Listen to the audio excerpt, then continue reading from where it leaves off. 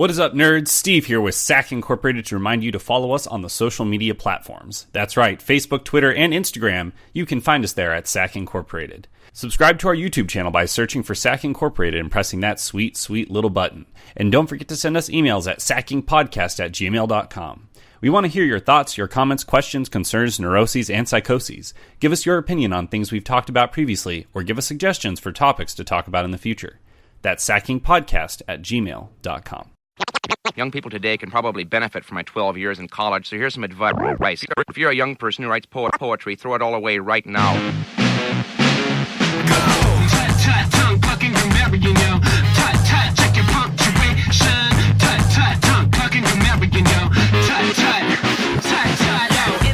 All right, welcome to SAK Up. I'm Steve. I'm Addison. I'm Ken. And we are here on January 18th, 2015. And we were just having a long... 2015, Jesus. Yeah. I went to get set up a Valentine's Day appointment at a restaurant, a reservation, not an appointment. Yeah. And I was like appointment. All right, good enough. So I was putting it in the restaurant basically is online only, and so I was like I put 2/14/14. And so last year's basically, and I was like, they've got a time machine. I was like, wow, I'm really surprised that they just have spots open this time. And then I reserved it, and Gina was like, you idiot, this is totally last year. And I was like, fuck. I am in for the shittiest. I do that all the time. I've got, like, Claire's birthday's in March. Mm-hmm. The month after fucking Valentine's Day. Ben's birthday's also is in February. It's coming up soon, actually. My mom's birthday's today, or yesterday, but we're celebrating it today. Mm-hmm. I have to spend so much money in the first 3 months of the year. And also leading up to Christmas, too. You have like a 5-month block where you're spending all of this money. I paid my car insurance this month. I'm not poor. I still have a shit ton of money, but it's still... it's just seeing a paycheck come in and then instantly be converted into financial obligations makes me want to die. It sucks. It should be converted into things that I want. America. Yeah. So we haven't talked about the Expanse series yet, like on this podcast, but we're reading. You're done reading it. I have the last book I haven't read. Cibola Burns. I'm in the middle of it. You have kind of got halfway through the first book, but they're making a TV show out of it on Sci-Fi. I didn't look at the article, but I saw those. Super excited. I'm really excited. Yeah, I am flip of a coin excited. So sci-fi, but my understanding, and this is just internet readings, but it looks like Sci-Fi's trying to go back to sort of the original roots. So like their heyday, like with Battlestar Galactica and a lot of other, when the shows. You mean the only thing that mattered is Stargate SG-1? Basically, okay. In any case, they're trying to go back to that kind of, they feel. Well, it's funny because they stopped doing that stuff because they didn't think it was going to hit a large enough audience. Well, it wasn't. That was the problem. No, well, the thing is, it's funny because they stopped doing that, and so they started putting a lot of their shows. It was like Eureka. And they're sci-fi-ish, but they're very like terrestrial based. I remember watching Eureka and thinking it was Eureka 7. And I remember hoping that. I would change the channel, and it wasn't Eureka 7. I was like, fuck! But it was very, like, shows, because, like, around that time, like, crime dramas and cop dramas were becoming, like, all the hit ratios. Trying to have really similar stuff. So it's really funny that all of a sudden, like, The Walking Dead comes on, and that's a huge success. That is the most terrestrial show. I'm talking more like super sci-fi. It's fantasy. It's fantasy, but like it's outside of the norm. It was like the premise, like when they were like debating on how they wanted the network to go, like they're like, we can't do this because no one's gonna watch this shit about zombies. Who wants to watch about zombies? Like, because the main audience they're trying to attract is 18 to 35-year-old females. That's like the largest audience of TV watchers. Or it's like. Unsurprising. Actually, I think it's like 25 to 46, but it's like the largest. On Sci-Fi? No, just in general, in all of TV, because they're mostly Sci-Fi's target audience is like 12 to 18. But it's mostly standard. It's mostly just like stay-at-home moms. I don't know. That's just the largest. For females watch more TV, I guess, but that's like the viewership, and so make the money. They were looking at that, and they're like, a 36-year-old female mom is not going to watch zombies. They're not going to watch like hardcore they want to sci-fi watch a space things. Crime drama. So, and the article I read had it listed off more shows like that, and I'm trying to think of like Game of Thrones, where it's just distinctly fantasy, like just way out, like something that's not even like... Something super outside of It's like just not the real. Kardashians. There's no reality to it whatsoever. There's no like, oh, it's a crime drama, but there's little bits of aliens going on here. There is reality to The Walking Dead, though. They're in fucking Georgia. Or even a like, place that exists. or even like, Eureka, California says I have grandparents that live there. No, that's what I'm saying. So they're trying to do like Eureka's what they They're wanted. They're trying to get that. It's something where people can relate to, but it's little bits of random sci-fi. So it's like, oh, we're the sci-fi channel, but we're basically just a detective here looking at, Space aliens. Except for things like Sharknado. Well, that was a whole separate thing. But so then Doctor just Who got to the U.S. and got really. It was always in the U.S., but it got a really large. It got a really large following. It grew. The following year grew. Walking Dead, so all this stuff, and so it's sitting here, and it's they feel like they missed out, and they kind of did. They're that's the Sci-Fi Channel. They should be doing this shit, and they passed over all of that, and so heard Sci-Fi having a good show on. Well, the person that changed it from Sci-Fi, like SIFI. Or SYFY? Or it was SCIFI, sorry. To weird, sci-fi. I guess Which means syphilis and basically in Norwegian or something. Yeah, it does. Yeah, I remember that story. But he left, and so they replaced him, and so now they're really trying to push out a lot of really strong sci-fi. So that's what gives me hope. And this is the Expanse will be their largest budgeted show in sci-fi history, which I'm not saying that's going to be a lot. I want sci-fi to become the HBO of this shit because I would love for someone to make an HBO quality show in Miles Hands. So yes. Well, the thing is that they'll never have that level of funding that HBO and Showtime has. But they were saying the amount of money they're putting into this to the Expanse is going to be more than what The Walking Dead has. So it's at least going to be on that level. Well, it's going to have that level of money. It's how it's used. Well, you know what I'm saying. From the trailer, but in the past they haven't put that much money into these shows, and you can tell by the crappy sci-fi. And they're going to try to. I don't know if they're going to, because it got a lot of acclaim, but they're going to try to ditch this, the really shitty, the Sharknado, the homemade movies. The campy stuff. The B level The B-level movies, the made-on-TV shit. So. Well, from what I saw of the trailer, it looks The Expanse on good. sci-fi is like Game of Thrones in space. I don't no, know about that. That's not true. That's some hype shit right there. Yeah, but the from what I saw of the trailer, graphically, visually, it looks NBC good. It does not look like a B-level sci-fi movie. It looks. What's a show? It's gonna be a show. I know it's gonna be a show, but it's got lens flare and they're hoping it goes for they're saying everything goes well. They said there's enough material for 7, 8, 9 seasons. Yeah, there's apparently there's going to be 10 books in the Expanse series. Really? I don't know. I haven't heard that. That's not 7, 8 seasons, and that's the rest of our life. They were counting the amount of books out already, which is they've got 4 right now. So that's if they can turn Game of Thrones into however many seasons, there's only there's 5 books out. So, but the IGN article I read, the interview that they did, the guy said specifically, they said there's 4 books out now. The 5th one is almost out, and there's plans for 9 or 10 books. Sybil Byrne just came out though. How is there a 5th book coming out? I don't know. It's 2 people, so it's not. That's true. It's as if you were having Steven Erikson and Ian at the same writing. Time. But I will say though, I've already thrown that out there. I really disliked Daniel Abraham's other books, so I'm very surprised. But you dislike the what? I disliked his other books. The guy, which one? Daniel Abraham. Oh, he's actually the main writer, of my understanding.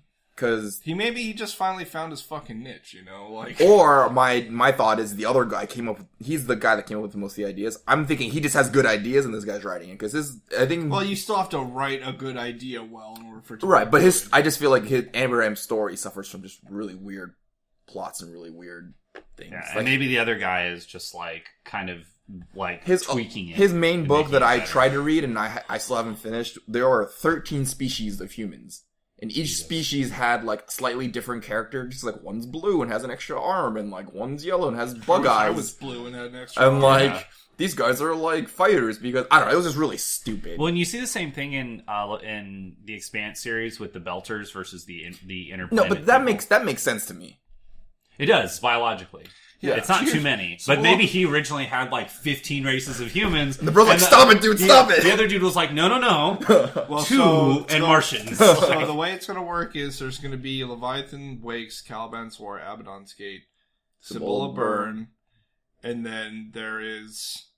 It's announced in 2012 the Orbit Books had ordered a further 3 books in the Expanse series, in addition to 5 novellas set in the same universe. So 13 total books. I will say that after reading, so the first 3 books is really where the action bees in. Well, it's kind of the setup, and then once the series could have ended after the 3rd book, And so I'm actually having a hard time getting into Cibola Burns. Really? Because it's kind of like, and the end. And then it's like, by the way, and there's more! Yeah.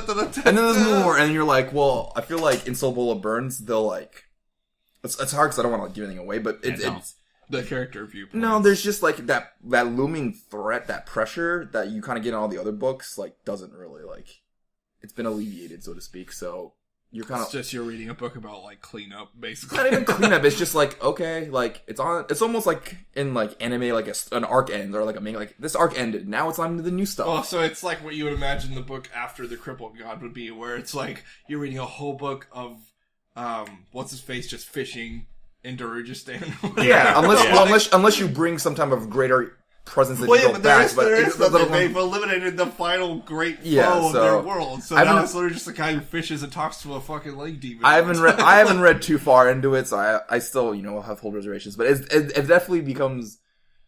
I don't want this to become like the Dresden series, where it's just like a mini episode of adventures. Like I'm Harry and I'm gonna go save the day. All right, save the day. Next. Yeah, like crime to pop up, and that's kind of the vibe I'm getting right now. But hopefully it gets better. But anyways, it's an awesome series. I like the idea. I like how it's like you were saying. It's placed in the near future, which you don't get a lot of. You really get a lot of like super future, like we've got spaceships and colonies and time travel and war. Yeah, Bebop. That's what we do have in this book. That's what I'm saying. This book is like 400 years in the future. Well, no, it's only 200 years in the future. And this book is more Bebop than Mass Effect. It's 200 years, and they haven't left the solar system yet. The end of the spec. Well, no, that one guy did. He's just dead. Though. The guy who invented the something Epstein was like jumped on his yacht and took off. Well, the funniest part of that entire series, not the funniest, but one of the brings me great joy. We've left the solar system, we did it via robots. Right. So. Yeah. We're talking about like mass, like humanity can do it easily. Like later Earth, like time to go somewhere else. Yeah. But something that really I just thought was a great idea was how they have the Nauvoo. So have you read up to the Nauvoo yet? I have read a third of Leviathan Lake. So it's mentioned. It's the Mormon colony, the generation ship. Yeah, they basically build a massive... No, I remember Ken telling me about this. Yeah, this fucking huge ship that's like as big as like you could fit like 4 like capital ship class dreadnoughts in the stomach of it. Like it's so big. Like, it's huge, and it was commissioned by the Mormons, so that obviously they were just everyone's gonna get on this giant ship and just go. Good. And forever go away, and they're going to explore the whole world to basically to go find God because they're in space now. So. Yeah. The one thing that so they're saying that they have all this material and enough material for all these seasons, but the one thing I'm concerned about is that Christian is too long. Well, Christian Avarasala from the second book, the UN Indian lady, yeah.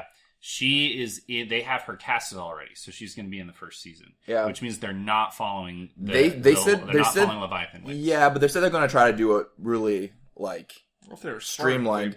Also, the 2 writers are writing for the show. Yeah, well, they're saying that. So, they're saying at least they'll do a good job reorganizing. I think the goal is just to get it a little more streamlined. So they'll probably bring in the characters. I think throughout the show because I don't know. She probably won't play a major role. Probably until close to the end. Well, they just want to introduce her. In the IGN interview, they said that their plan with the TV show is to flesh out things in the book that they didn't have time to get to, which is really backwards to me. You're writing 13 books. Why couldn't you just take it more fucking time? But just with a book in general, the great thing about books is you don't have a time limit. You don't have a 1 hour episode time limit. You can write a 5,000 page book if you really want to.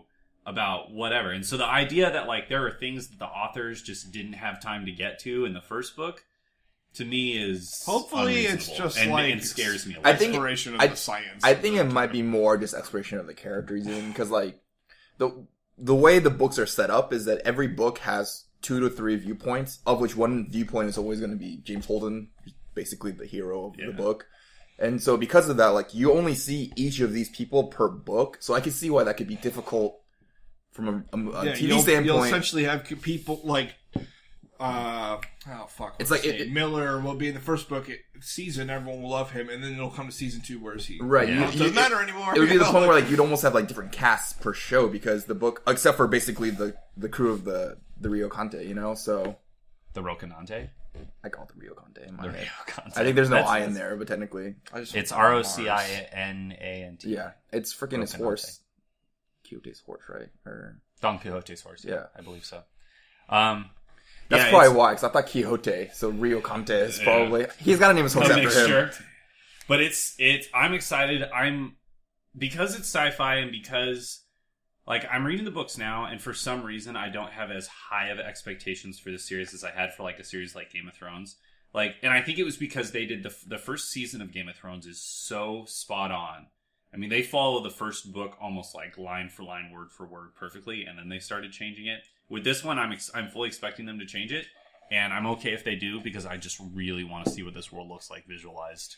I want to see it so bad. Yeah, well, keep in mind that George R. R. Martin was a screenwriter too for a very long time, so he wrote a lot of his He books. probably wrote his books with the intention that they'd become an They HBO. they definitely are written from in a way that translates to film and to TV really easily. So not a lot of books do that.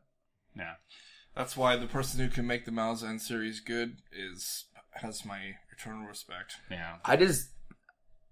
I would like that to happen, but I just don't know how. It's such a it's massive- so, They need to it's pick. so They need to complicated. pick one book and make like a 3-hour movie, where like the first To me, the Malazan's first and gotta- third hours are just exposition stuff. To and me, the Malazan's got to be an HBO like Showtime Yeah. movie series. Like Gardens I of the don't Moon think- was written to be a movie.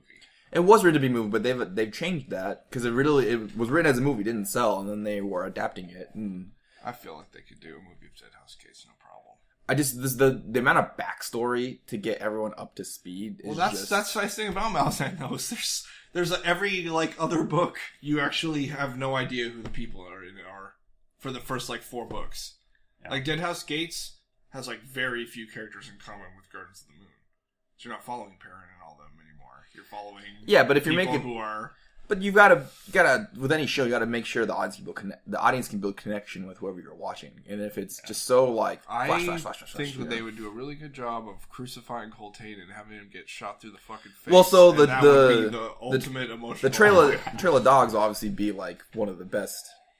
You know, I think like if they were to take that as their source material, that arc. Well, that's what I'm saying. That would be a House great Gates one. Yeah, It's like the whole book is like perfect for a movie.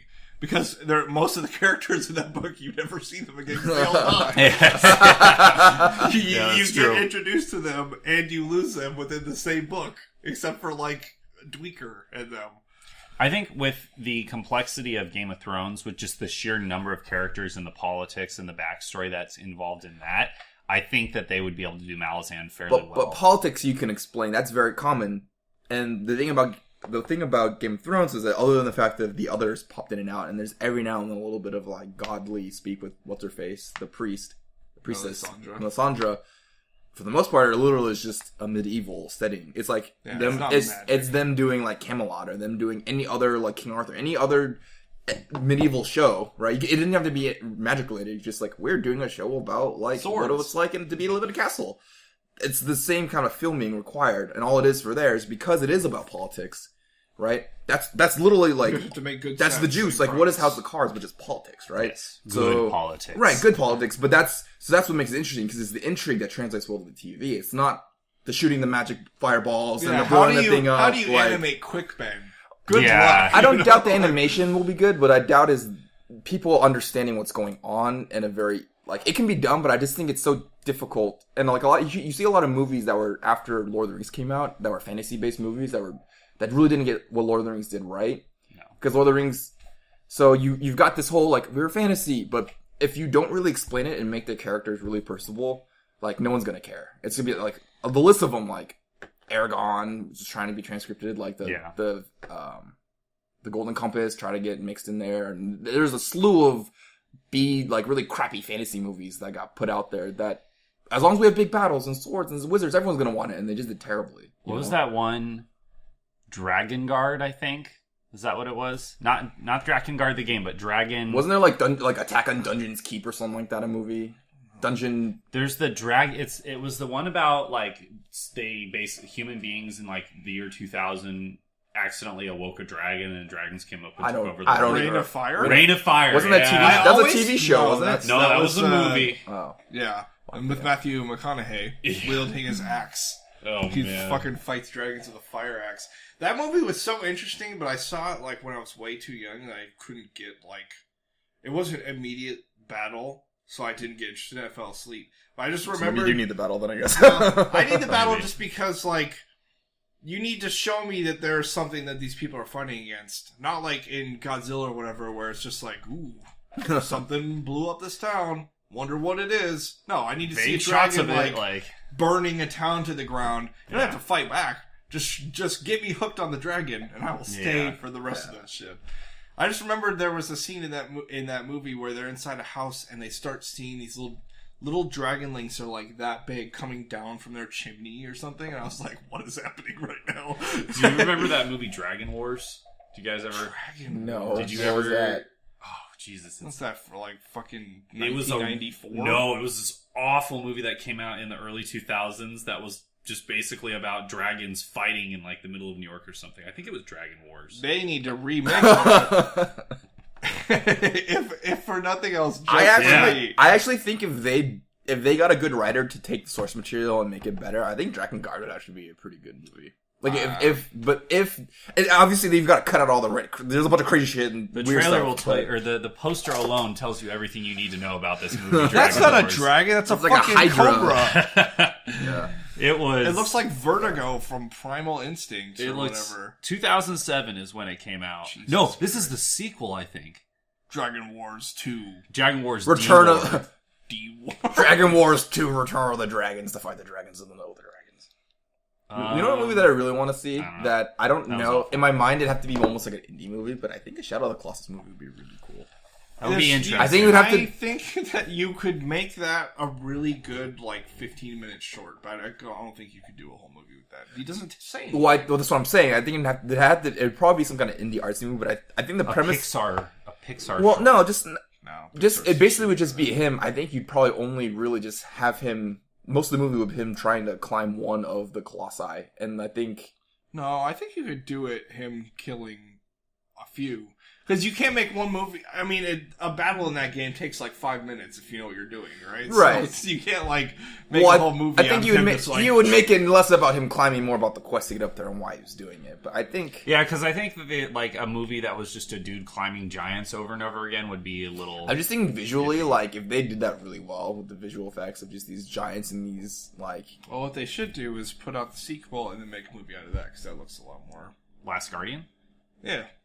I don't know if that's a direct sequel. It's not sequel, a direct though. sequel. It's a sequel in the world. It'll be actually more of a sequel to what was it, Ico? Was that the one they made? Yeah, it's never coming out, so it doesn't matter. Like that game will never. If that game comes out, I will be shocked. I don't think it's ever coming out. Why wouldn't it's just stuck in development hell. It's been there. It's been in development for like 10 years. I think people misunderstand like the development hell is very easy to get out of. Development hell is real, son. It is real. I mean, it's easy to get there and it's easy to get out of, but you as a developer don't get to make those choices. You have to wait for the money grubbing fucking idiots above you. Well, the Last Guardian making good decisions, and they can't do that because they don't understand any of the technical side of what you're doing. So the Last Guardian was announced in like 2006 for the PS3, and it never came out. And then we didn't hear anything about it until last year, when we heard that it was canceled. And then Sony came out and said it's not canceled, but we still haven't heard anything about it at E3. It's been almost 7 years. Games that... It was planned to be released in 2011, though. Yeah. I mean, that's a 4-year development cycle. But it's 2015 now. I mean, where is that? Yeah, it ain't ever coming out. It's gone. No, it can come out. It's just they definitely missed their window. It's not going to do as much as it's not going to do as well as they would have thought it would, because...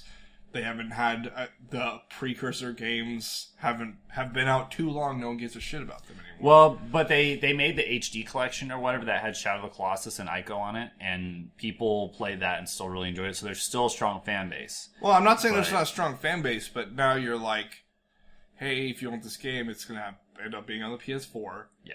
Like I'm not surprised it went in development hell developing for the PS3 because that was the era in which all those console makers did everything they could to like. Make their hardware super stupidly proprietary, which just made it hard for... That's why you had so many exclusives for either side a lot of the time, was because you could either invest a lot of time learning the stupid cell architecture for the PS3, or like Power PC or whatever bullshit Xbox is using. Like now it's just x86. Like anyone can make a game for the PC and it flies over to Xbox One and PS4 no problem. Yeah. And in fact, we use still the only standout because they're actually using Power PC in there. So Are they? yeah, which is stupid. Why are they always a step behind? Why is Well, Nintendo you gotta remember, always? the Wii U is supposed to be it was a next gen console because it came out after. Like, the Wii was the Nintendo's equivalent to the 360 and the PS3. But the like, Wii U came out before Xbox One and PS4 were even a gem in Sony and Microsoft's eye, as it were. Yeah, but they've said before they know they can't like compete, so they have to innovate. They could compete if they tried. Can't. They could. They are not a good enough company for that. You don't think that they could build a console that has the same specs as the PS4 and the Xbox One and put out a good Mario game for it? Well, no, that's the problem. Is you don't need all that power to put out a good Mario game, or I won't say a good Mario game because there aren't any. But for a Mario game, you don't need that much power. Yeah. Like they're able to get pretty surprising fidelity out of that thing for it only having like a gig of RAM in it, you know, like 512 megs of VRAM. They could if they wanted to, but it won't sell. But they're just. Problem. I think it would, but it depends. It's just a different market. It's just a different strategy, right? Business strategy. You've got two people already doing this, and they're already giants and they're established. You've got Nintendo, which basically is just going for the other market, and just I don't know, and they're doing sort of okay. Well, Yeah, now Smash came out finally. Well, to be honest, like Nintendo, unlike the other consoles, systems, has always done extremely well in Japan. Like their sales in America have actually been not great. Yeah. If you exclude like a 3-year window when the N64 was like the dominant gaming system, right? That's nice. But even then, their biggest selling, like Nintendo's best selling, whatever is their handhelds. Like the Game Boy line has made Nintendo more money than anything that they have ever put out. The PSP is fucking garbage compared to the DS. And that's always where their bread and butter has been. It has always been. And that so, way. I wish they'd actually put out good fucking games. They keep their tech low, and it's kind of what Steve's saying. Like they don't need, like they should innovate, but they almost don't need to because they've got so many they're first party generated content. Like they have all they're big. They're big names. Like Mario's a big name. Like everyone, those are all Kirby. Like Zelda's a huge franchise. It's really recognizable, and they introduce some every now and then. Like Pikmin came in and out. But I guess my issue ends up being is the ratio of Mario to everything else is way too fucking high. There's like 20 Mario games for every Metroid. That's because Mario will sell in Japan and it will sell in the United States. Whereas like a Fire Emblem game will sell huge in Japan, and to be honest, will only do great here actually. But as a whole, the entire franchise will do so. Well, Awakening was their last shot, actually. I was reading an interview by the director for that game the other day. And he was like, yeah, the reason we made a lot of the changes that we made to this, i.e. having a casual mode where death isn't permanent and all this stuff, was like, we need this one to sell, we're never making another one of these games again. And it did fucking gangbusters. It did really well. Well, I mean, that's a new goal. You can tell, like, even like Square Enix, Japanese based, like, they've really said, like, they're not Square Enix anymore, it's Squaresoft. In my mind, they're Square Enix. Square Enix for life. If only. But they, those, FFTAs. But what was it before? It was just plain Square. Square, and then Square Enix, and then Squaresoft. Oh, that's true. I didn't even realize that. But they were saying that they have changed their model to... It's not that long ago. Okay, so they changed their model to be more casual, like US friendly, essentially. Because they're like, we need to make sure... Like, they specifically have... It was like stupid. I read an article and they were like, yeah, in the past, like, we made one game... And, usually there's our Japanese people on it, and so we just made it and we released it and hoped everyone liked it. But now we actually have, like, developmental teams for, like, each different region to, like, specifically have different features that will cater to each region's, like, own culture and personalities. And I was like, and that happened just, like, 6 months ago? What? You just got there? You just got there, bro? But... Well, I hope that they understand that the overwhelming sentiment of this man is that we need to see another fucking Golden Sun. And we need to see more Final Fantasy Tactics games, because I've probably spent, with the exception of open world games like Elder Scrolls, I've spent more time playing like FFTA and Golden Sun than any other game I've ever played. It's just more fun, even when it was just end-game grinds to get equipment or characters or whatever, it was still more fun than any fucking game that's come out since. Yeah, that's true. I haven't played a game where like I went back to like I end game grinded in a long time. Like because they actively don't do that anymore. Yeah. For a lot of games because it's too time consuming. Do we just not have the attention span for it anymore? You think? Well, we as a culture, we're older and we don't have the time for it. The time anymore, is gone. But it's also you're trying to cater to a generation of people who are like 100% retards. Well, I mean, think about, the kids who are being born today are being born into like the easiest world that humanity's ever had to deal with. They'll never know the struggle of dial-up. Yeah, I mean, everything is speed and everything is I need it now and I want it right now. Like we were at the tail end of the human race when it was you had to work for what you wanted. Right, you had to put in time. But I feel like we're like the grumpy old man around the table. Back in my day, that's true of video entertainment. games. I don't think that's true in general. Like in life, it's not like we'll see what it's like when the kids get out of college 10 years from now. What they're like. I mean, we've already discussed the fact that there's like a debt bubble looming with student loans and stuff. That and debt that's has nothing to do people. with it. It's simply like what the measure of achievement is. Every generation perverted a lot now. I think every generation says that about every generation, though. I mean, ever since people got back from World War II, and the guys who were in World War II were like, I have seen shit that you would not fucking believe. They've been saying to all the kids. They've been like, you fucking kids. Like, I'm sure the caveman was like, oh, back in my day, we hunted dinosaurs and we roasted our meat. You hunter-gatherers and your plants that you harvest. Like, what bullshit is that? I understand that, but at the same time, like, technology is just making it... Like, I feel like we hit the productivity nexus for technology where we have high productivity and we have technological power. But as you get more technology... I will say that with all the comforts of our society, at least like American culture, Western civilization, I know obviously if you're living in like the Middle East or in Africa and you got no food, it's a little different. But there is a point where we have such opium though. We have such comfort right now that I kind of agree with you where there's almost like not a need to strive to keep pushing. Because I watched The Imitation Game yesterday, and I was sitting there and I was watching this movie. I was like, I'm just trying to imagine what it'd be like to be like in wartime, like because they're in London, like true war. Well, in total war. Well, just the thought that I have no fear. Like I don't really think I'm gonna die until I'm like 90. They were showing clips of people like little children putting like gas masks on, and like 800,000 children were put on like trains and shipped off to go to safer areas because they're being bombed. Yeah, just get away from the South. And so you're just sitting here going like, to live in that area where there's like a pervasive fear, like I will probably never experience that. Or just being in that era and being like, there's like a goal. I mean, if you're in Afghanistan, you've got problems, I guess there's that too. We don't. Yeah. Like America, we don't have to do total war anymore because we can put in 10% and win anymore. Well, America, but there's not that push to like, if I basically could, we can never change anything from here on out. Everything stays static in the world, and I could live happily for like the rest of my life. Yes. So does that make sense? Easily. Whereas, like, I feel like back in the day, like there was a lot of advancement. There's still goals left to make. There's still things left to do. Now, there are more things left to do now, but I feel like we've hit such a point where like the base level and of our hierarchy of needs, like we've kind of covered. Like it's almost like an entire generation will skip the bottom level of that pyramid. Yeah. Well, I feel like the pyramid's like been saturated already, and we're on to stuff where like I need philosophical attainment and I want entertainment needs and stuff. It's not like, man, I hope I have food tomorrow. I know I'm gonna have food forever now. We're literally just like perpetual Rome, where all we want is our food and circuses. But see, that's very specific, like to America. I mean, places put his disclaimer. And I said, obviously, if you're. But I mean, a majority. I mean, I don't even. Well, we're talking about video games. I don't think the dude in Iraq's like, oh, I can't wait for the new Kobe to come out. Maybe he is. Maybe he is. Who knows? He's waiting for the new AK to come out so he can either murder ISIS or join it. So. Yeah, he has a choice to make when he turns 18. But it's that tough choice. Oh.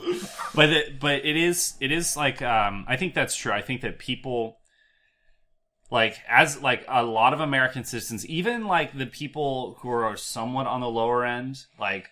Well, they're the born people with in America are way more privileged. Well, yeah, the poor people in America they're born with like at least half of their pyramid met. Somehow every poor person I see always has a cell phone. Yeah, somehow. And when we live in a world where like you can be dirt poor but have a cell phone, it's a changing definition of what a basic need is, right? I mean, There are people who are saying education's a basic need, or access to the cellular network, access to the internet, access to entertainment. You don't see people talking about, food is a basic need, alright? Unless you're talking about us giving food to other countries that don't have that. Yeah. Right?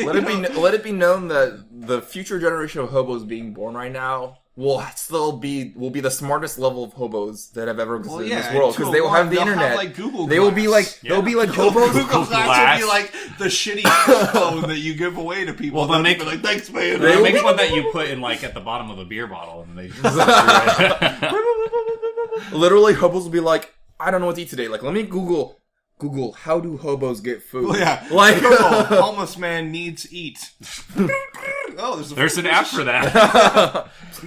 Yeah, I mean, they can even fucking 3D print food now. We are living in the grandest times of human achievement right now. It's interesting that we came to this because I was thinking about this the other day. So, I was in class, and we're studying computer organization and architecture.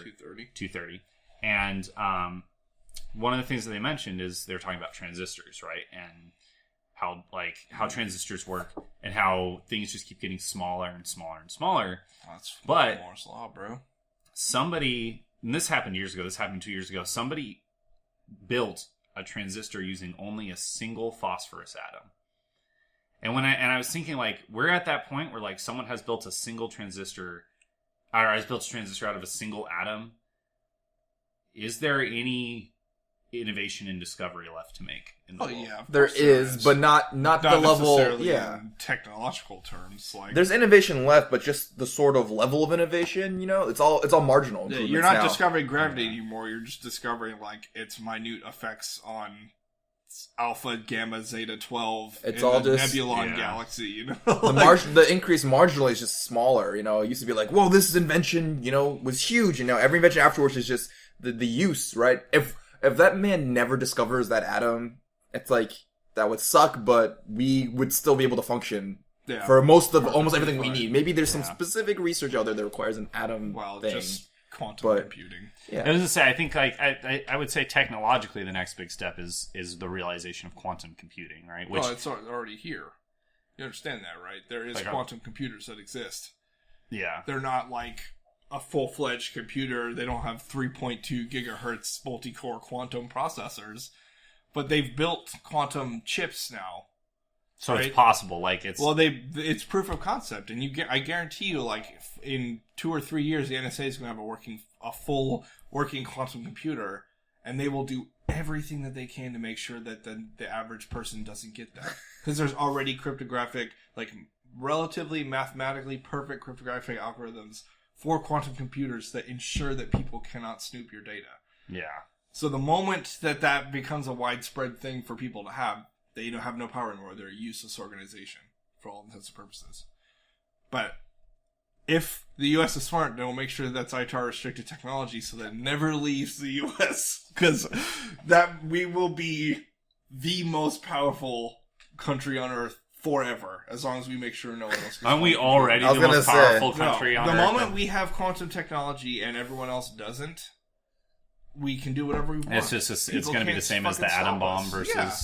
For that brief amount of time before those fucking Rosenbergs gave the Soviet Union nuclear missile plans, there was no stopping us. We could dictate world policy because what are you going to do? I'm going to vaporize your capital. Yeah. We don't have that power anymore, but when we have quantum computing where we can no encryption will work against a quantum computer because it works so much faster than a normal computer does. You can brute force SSL in no time compared to it taking 1 billion years of computer time. Yeah, that's the next big power jump, and then after that, there's nothing. It's just funny we were talking about this because I said I watched the Imitation Game, and just watching him make the first sort of quote unquote computer where he hooked the Enigma machines where he basically solved the Enigma using his machine, and you're sitting here and just looking at that machine, that's what it started at, or a machine as big as this room, not really where it's, but just kind of that's one of the very first quote unquote computers. Is just to see the progression. Did they talk about the Polish guy in that movie? I haven't seen it. So. No, which Polish guy? There was a Polish guy who actually created what was called a Boka, which was a pre-Alan Turing. Yeah, so he he talks about the Polish machine, but doesn't. He just says like, I base this off this Polish machine. But because that dude is actually, but he doesn't actually like say the guy's name or bring it. But he's gonna say like, they're like, are you running? Basically, Alan Turing in the movies, basically just like Sheldon from Big Bang Theory. He's just like, he's got no social skills whatsoever, basically.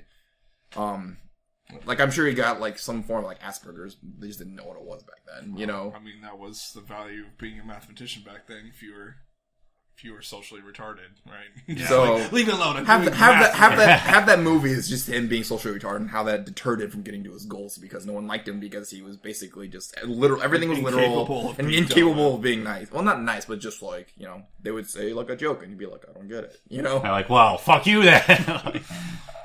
But yeah, sometimes I envy, like, obviously Sheldon isn't a real character, but I envy characters like Sheldon a little bit sometimes because they're so free of the common restraints of man, right? Like, they 100% dictate how they live their lives. You could do that too. I could, but I like to have sex. And they dictate their lives, that's fine, but you don't want that because, as you said, you would be ostracized from society. Yeah. And I would take back Barbara in a heartbeat. But sometimes the like, I mean, to be a person who is just like to be a theoretical physicist or theoretical computer scientist, where like your whole life is your work and only your work. You're not distracted by sex or people or anything. You're just like, let me do my work. And like those people do get into like situations where they do get to like, they fully dictate their lives in terms of just, they're like, you know what, I'm going to spend 10 hours working on computer science and I'm going to go home and play video games and go to sleep. And no one's going to fucking do I love how video games. Do you know who else gets to do that? Just really rich people. Well, you don't even have to have... Or even normal people. Or just it's people more who common don't, to have extreme Asperger's than it is to be rich. So, I don't know. I actually don't know. I don't know about that. If you include all of The China. statistical average, I don't know. Because Asperger's is a lot more common than they originally had thought, isn't it? Like, well, everyone says it's a spectrum, right? Well, that's the thing, right? It's if you're even like remotely into it, you're now part of the statistic. So of course it's going to inflate the number without being like real. It's not like a valued number. Yeah. I don't know. I just like to be someone who is so focused on solely the pursuit of knowledge. I mean, it's not like I'm like, oh, like I 100% wish I could be that way, because it's like I said, I like people and I like having sex and I like the distractions in life. You know, I enjoy those things. So I would never be that person. But sometimes I envy their extreme focus. It's just interesting to me because I just feel like, you know, 50, even like 100 years ago, like 50 years ago, I think those generations were just so goal focused. You know, and I feel like our generation, there isn't really like a huge goal.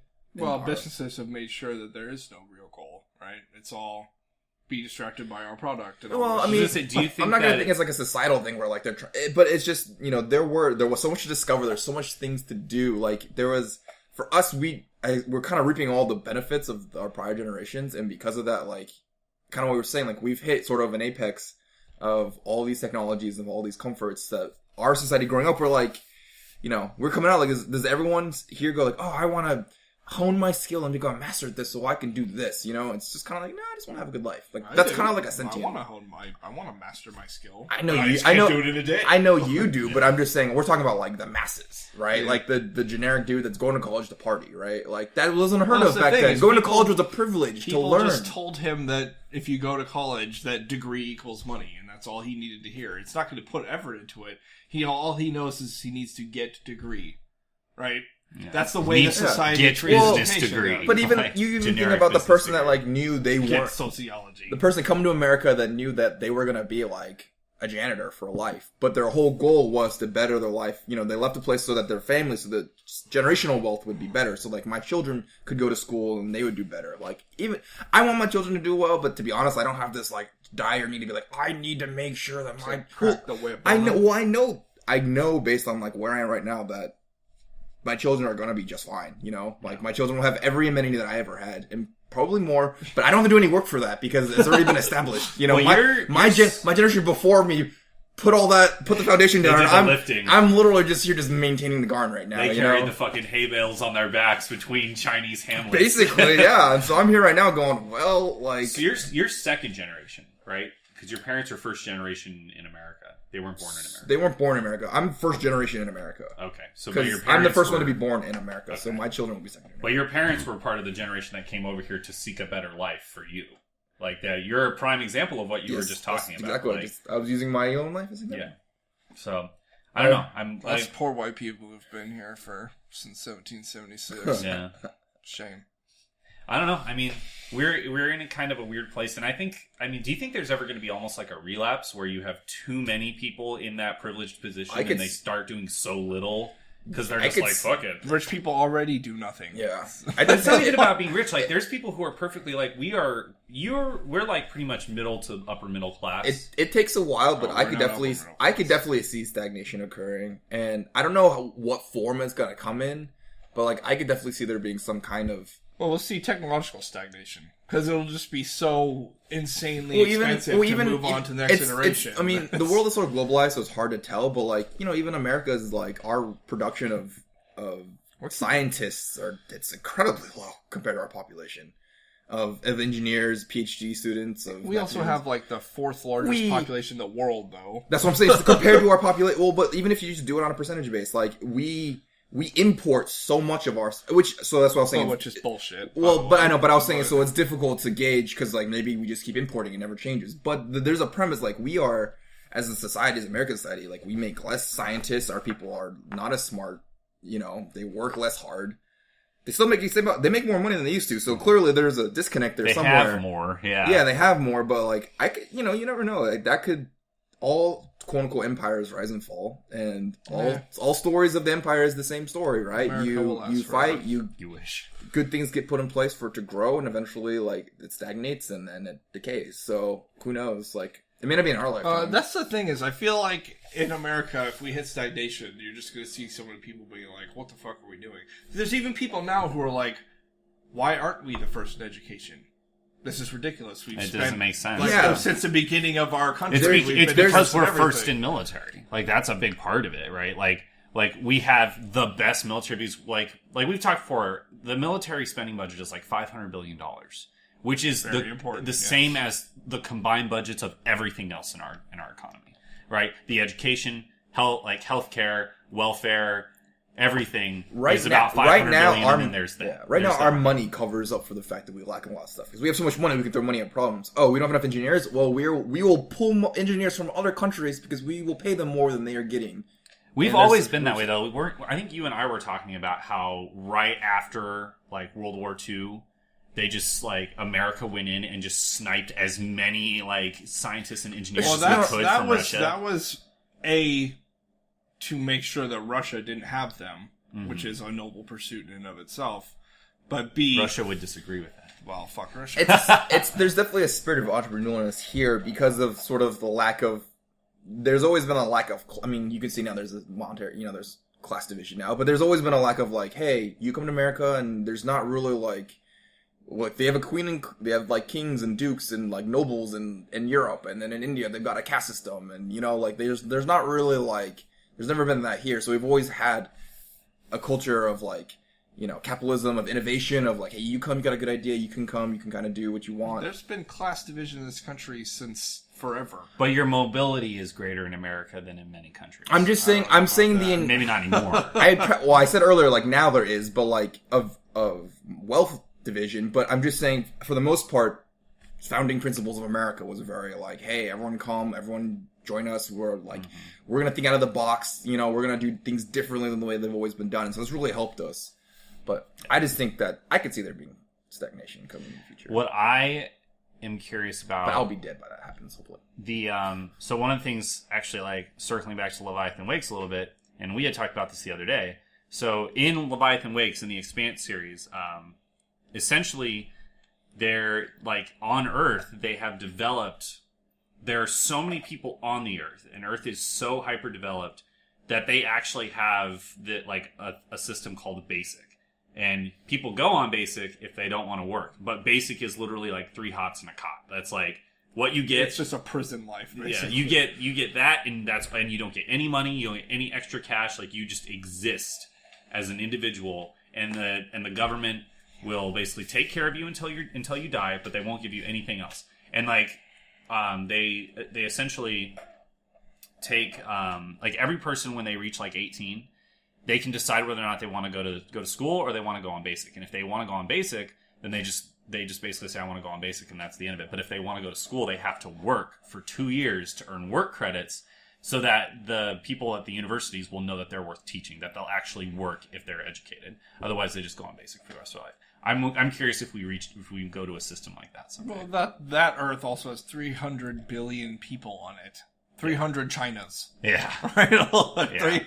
Like 250 Indias. Until we get rid of... I don't know, but they also have this distinct lack of need for money. I don't know. Like, they have so much like money. Full-blown socialism. Yeah, that literally is no full-blown point socialism. Of money anymore. And well, then they have so much. They have so much stuff. And that's a united country. Like, that's United Earth. That's only going to happen when all the Earth is under one, like, rule. You know, like one giant government. Or... America. You know, as It will be America. It will be America. The United Nations of Earth. America. The United America of America. Or... The United Continents of America, dude. Could happen. Do you think that happened in that... So, the Expanse is set in 200 years in the future. Do you think that happened through conquest or through necessity? Both. Do you think it was just that, like... If the world's going to survive, America is going to be the one that's going to make sure it does. You say that, but I don't know. I mean, like... China could be with its rapidly growing economy. It's too authoritarian. People don't want that. But aren't we talking about an authoritarian government? No, it's still going to be a democracy. It's just you aren't Sweden anymore. You're Sweet America. Yeah, you know, like you're equivalent to like a senator instead of being the president of Sweden. I don't really think, in my opinion, I don't think it's really like conquest. More that it's just American culture is so pervasive now. It's just eventually because the world is so connected. I just feel like. The best ideas win, America.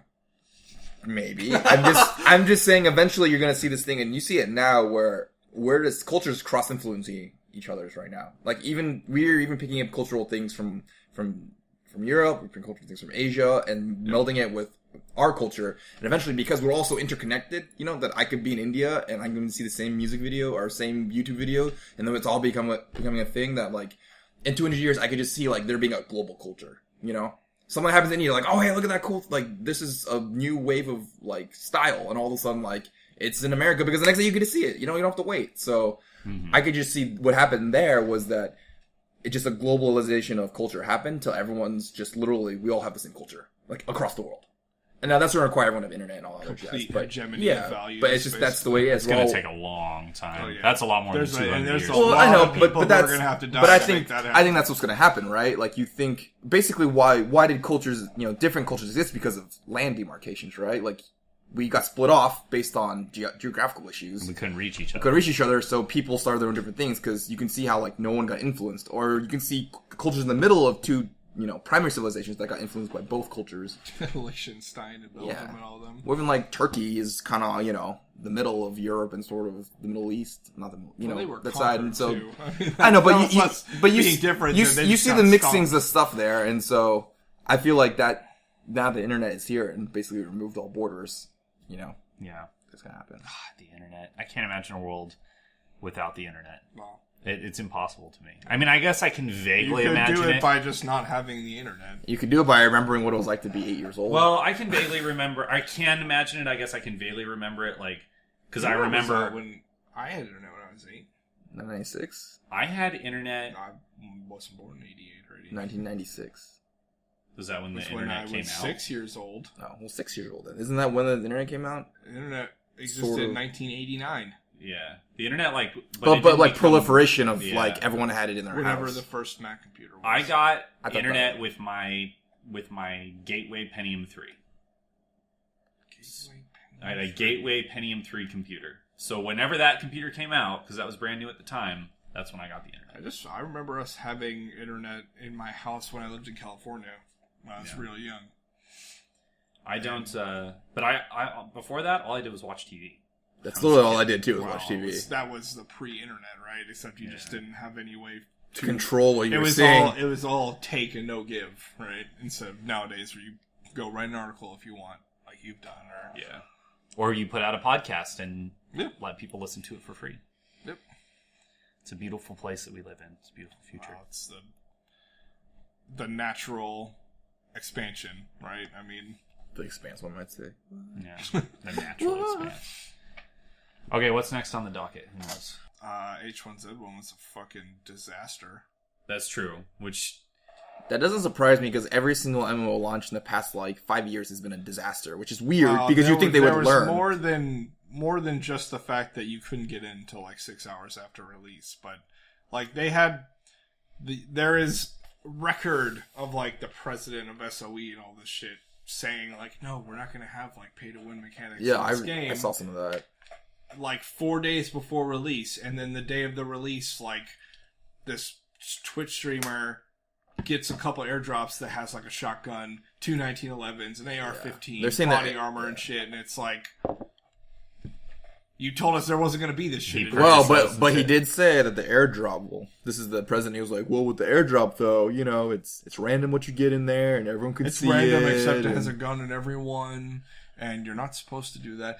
So admittedly, they came out and said they're not working as intended, air quotes, but that to me, from a development standpoint, is what we say to the Navy when there's a bug or a feature came out that wasn't the way that they expected, but was the way that we read it or got told to do it. So I just don't know about these zombie survival games. Well, they're okay. H1Z1 it's a zombie survival game, right? It's DayZ, but persistent. Oh, it's better. SOE. Well, it is. Is it? They have had more patches in 2 days than DayZ's had in 6 months. So, but it's basically a big persistent world zombie survival game in the vein of DayZ plus Rust, kind of. It's got a base building mechanic and everything, but it's made by the same people who make PlanetSide 2, so they know how to make a game with huge scale. I mean, their end projections for when they shake out all the problems is 2,000 people on a server. Holy shit! Yeah, that'd be bomb. And a 16 by 16 kilometer square of play area, and I think it's 4x4, 2x2 right now. But I just think there's too much incentive too much incentive for these companies to make it pay to win, because there's just not. That's why they did it. That's the free to play model. That's what I'm saying. I don't like the free to play model for the most part because it works for some games, but for games like that where inherently you are surviving, I assume there's the distinct aspect of you surviving against other people too, right?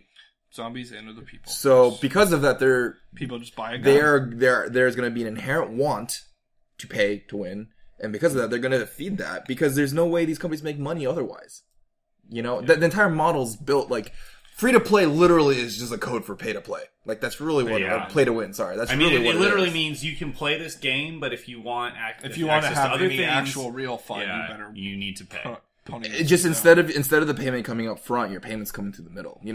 During the game. But and so, it's not as regulated, right? Payment, right. I mean, I've paid way more than $50. That's what I'm saying. That's why it's both. You've got the scale, and I feel like more people would. If you're into the game, you'd rather pay more. You're gonna pay more than what you put in, rather than I'm only gonna pay $20 ultimately. Yeah, the issue. I guess the problem I have is it's so easy, and Team Fortress 2 has proved that this is possible. You can just, or League of Legends or whatever, you can just have cosmetic items and not items that give you a distinct advantage in game and make money. But I think that model is just a little different than it's the same thing. I think the inherent want in a game like the N1Z1 or H1Z1 or even PlanetSide, I think there's a distinct want. It's built into the game to want to get an advantage. Of course. And if there is an advantage, want to win. And because it's persistent. The scale is so large that you want to always be able to be killing at a high rate and being the best person at killing. If you were to put pay to win aspects into Dota or LoL or League of Legends like that, the game breaks. Yes. Right? You can't play the game with it. Well, that's also meant to be a competitive game. It's meant that's why I think that games like that you can do free to play. That's what I'm saying. So free to play games work for LoL or Team Fortress or things that are meant to be balanced because you can't have one side be better than the other. In PlanetSide, if one guy has everything and he's got the airdrop ship and everything, that really sucks for the other team. But at the end of the day, it's not gonna quote unquote break the mechanic once everyone on the team has bazookas and you're running around with a stick. Yeah. I don't know. I feel like I hate free to play. And by the way, it's not free to play right now. In order to get into the early access, you have to give them $20, which is fucking ridiculous. Do you get any kind of bonus for that? Is there a founders thing? You get their cheap ass airdrops.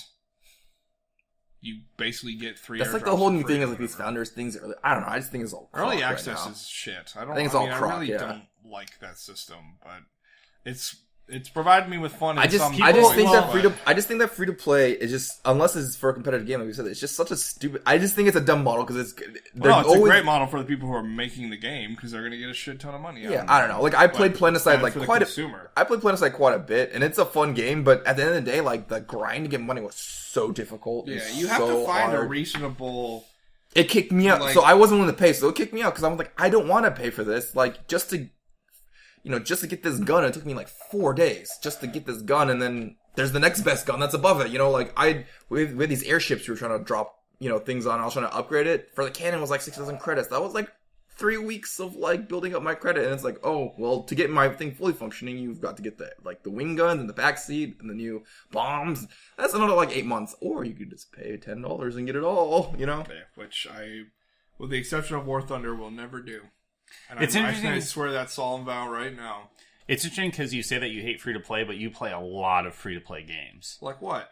Like that. So there's War Thunder, and then there's that, which I don't play that much anymore. But you did play it, and then there's that one, the one where you're basically a dude with a rifle in World War II. Do you know that? Heroes and Generals. Heroes and Generals played that, and you were like super into that. Also free to play. Planetside 2, free to play. I actually played Planetside 2 less than anyone else, I think. But you still played it. Yeah, well, so then you must love like puzzle games or whatever because you spend 10 minutes in all these. That's the thing with free to play though, right? Because entry is nil. Yeah. It's so easy to play these games. But I would put out there that my collective time spent in free to play games that just it's never going to be anywhere near as high as the amount of time I've spent like Dragon Age. Yes.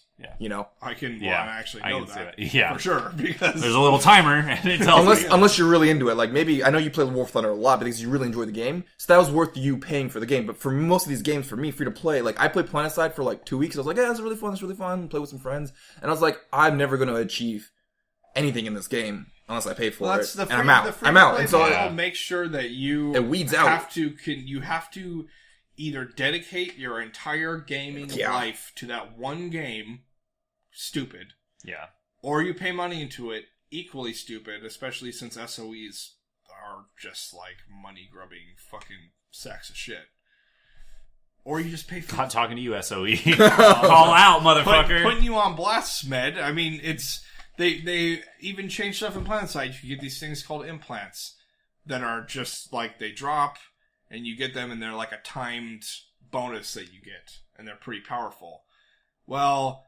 They were pretty, like, not easy to get, but you could get them reasonably, and then all of a sudden, oh wait, now you buy them, so they barely ever drop anymore. Like, I understand it's a business and they need to make money, but if you have a free-to-play game and you ensure that there's, like, no real competition between the people who pay and the people who just play, then you don't have, like, a real game. Yeah, definitely. You have what amounts to, like, a fucking roulette machine. Right? I think that, like you said, there needs to be. You have to find space on the spectrum. You have to find the sweet spot, that perfect spot where it's like, if someone is willing to, they can just dump days of their lives into becoming the best. Or if someone wants to just pay $10, they can get there instantly, right? But like, I don't think what you're saying with but that's never going to be. There's never going to be that balance because inherently, as long as two people are competing for the same resource or they're competing against each other. Right? Anytime you pit other people against each other and one person can have an advantage the other person doesn't have, there's always going to be conflict and it's always going to cause an issue. That's the same thing. Problem like WoW has this problem, but the thing is because it's just a monthly subscription, it's just the problem is whatever. You either stop paying or you keep paying, right? Because you have the hardcore gamers and you got the casual gamers. Like, who do you cater to? There is no middle ground. Well, that's why. But like the thing you should cater to one or cater to the other, but. Well, you have like I just think of it as you have people who are like they don't want to like. There are very few people I think who are like who fall into the exact middle where they're like I kind of like a grind, but I don't mind paying or whatever. I don't know. There's people who either they dig the grind and they're down to do it, and there's people who are like I don't want to grind, I'll pay the $10. See, I think it's the opposite. I think most people sit in the middle, and that's the problem. Like I sit in the middle. Like I would like to play a game. Like I would like to go play WoW and stuff, but I don't want to put all this time into it, So, I don't know, Maybe it's because I'm thinking of it as like, someone who's willing to grind for like a few days to get something is to me like the hardcore person, but I guess there's people who are even more hardcore. No, than well, that, that's- you did that for 4 days, and you're you said you're in the middle. That's the thing is you've got free to play wants two types of people. They want the people that are going to play to put no money in but play forever. Are willing to put in that's who the game caters to. Or you put in a lot of money, like a lot of time, a lot of money, and get whatever you want. Right? It's the middle one, the middle class of people that get screwed out because they're the ones that. Oh, I want to play this a decent amount of time, but I don't want to spend so much time into it that I'm, wasting all this time here. But if you're in the middle, it's like, you've got no competitive advantage. You're not going to spend the money to get better. You're not going to spend the time to get better. So you're just stuck. Yeah, you're just fodder. You're just stuck. So for me, who's in the middle class, all these free-to-play games suck because I don't want to spend all this time grinding. I don't want to spend my money on it either because I don't think that's what it's for. So, well, here's the thing. The only reason I spent money on War Thunder was because it was a game of quality. Like, the team put a huge amount of time into making sure that it looked good, it controlled well. Like, there's rarely... I have experienced lag and hacking in that game one time. In the entirety of me ever playing it. Like, it's a very polished game. And so I felt like, oh, well, putting $50 in for this... I feel like I just bought the game, yeah. Right? Yes. There's not been a single other game free-to-play that's come out that I would consider to be a full game, unless you were paying money. I mean, if you're really into it, then yeah, obviously you're going to pay the money, and that's great. I just find that most free-to-play games don't interest me in that way. Yeah. Well, Jerry from Penny Arcade has a really, I think, a good model where he'll play a free-to-play game, and if he really likes it, he puts $50 in. He spends $50 on it, and he's like, I love this game. It was really fun. Now I feel like I have bought the game. I guess we're not all that rich. My problem is that people went further. Free-to-play games make it so that unless you play, you're not getting the whole fucking game. Yeah. Well, I just find the problem is $50 at. I put $50 in, and I'm still nowhere close to all these other people who are really into the game. So it's almost like it's almost like there's no barrier to entry to get into the game, but there is a barrier to have fun in the game. Which is stupid. You want people to have fun first, and then be like, "I'll pay money into this because it's fun." Hey, look, I get it. It's free, yeah. And then it's like, oh, for me to play, like everyone on their team's got like $800 worth of sniper gear. Like, I either need to pony up to be on level with them, right? Or I'm fodder. Yeah, I'm just fodder. Even if I put $50 in, yeah, now I can beat the 2% of people below me that have zero money, but the 90% of people who spend $150, I'm still screwed. Well, it's an ever escalating scale too, because I'm going to beat the guy with $800. I'm going to put 1,000 in. Well, that guy's like, well, fuck you. Like, I'm going to go up to 1,500, and so now you got a problem. My hope is that with H1Z1 that they have it be more like if you want to pay, you can, but. If the three of us get together and we're playing this game and we're like, we just have the goal of being good at this game, we don't have to pay.